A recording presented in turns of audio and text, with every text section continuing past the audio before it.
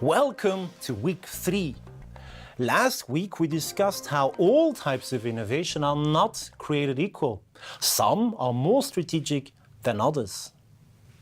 Management innovation is the pinnacle of innovation strategy. We saw that last week. Now this week we'll delve deeper into another highly topical issue, that of platform innovation.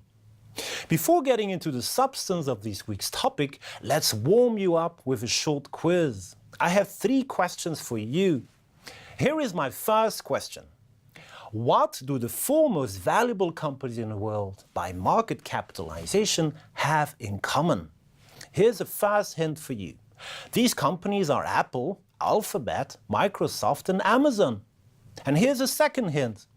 They all rely on the same type of revenue mechanism. Do you remember last week's explanations on business model innovation and revenue mechanisms? We could thus rephrase my question as such. What revenue mechanism do Apple, Alphabet, Microsoft and Amazon have in common? The answer is that they're all multi-sided platform companies. Last week we briefly touched upon the topic of platforms as revenue mechanisms. Platform companies do not just sell their own products. They are intermediaries that connect 2 or more distinct groups of users and enable their direct interaction. Other examples of highly valued platform companies are Facebook, General Electric, but also Chinese Tencent and Alibaba. Okay, here's my second question to you. What company has become a leader in the lodging industry without owning a single hotel room? Here's a first hint. While most large hotel companies such as Marriott, Hilton and Accor were founded 50 or more years ago, this firm was set up as recently as 2008. And a second hint. It is the most internationalized lodging firm in the world, with more than 3 million lodging listings in 65,000 cities and 191 countries. Very internationalized. The answer is, of course, Airbnb.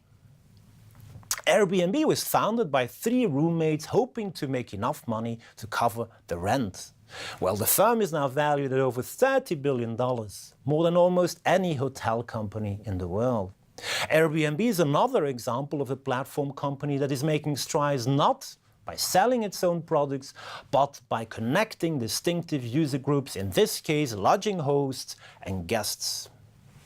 All right, here's my third and final question. What region of the world has the most platform companies, with a market valuation of at least $1 billion US? Is it Asia, Europe, or the United States? Remarkably, the answer is Asia and not the United States.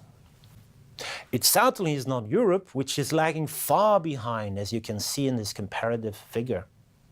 Particularly China, but also India, have brought forth an impressive amount of new platform companies such as Xiaomi and Flipkart. Of course, in terms of market valuation and employment, US companies are still leading the way. Time for Europe to wake up, though. It is lagging on all accounts. Africa and Latin America are not doing badly, considering how rarely their platform innovations are talked upon by global media. For instance, South African Naspers and Brazilian Sambatec are amongst the leading platform companies in the world. In sum, the United States' lead is a result of harboring the most abundant venture capital market and the leading consumer market in the world. The leading consumer platforms in the world thus are North American. But they are being increasingly challenged by the platforms Alibaba, Tencent and Baidu, who dominate the Chinese home market. India, South Africa, Brazil and other emerging markets are also making rapid strides. Europe, for its part, is home to advanced industrial capabilities rather than a unified consumer market. So it's banking heavily on industrial business-to-business platforms rather than consumer platforms. All right, so clearly, platform innovation is growing in importance all around the world. In the next steps, we'll explain why this is happening and how companies are shifting from a traditional product strategy to a platform strategy. So stay tuned.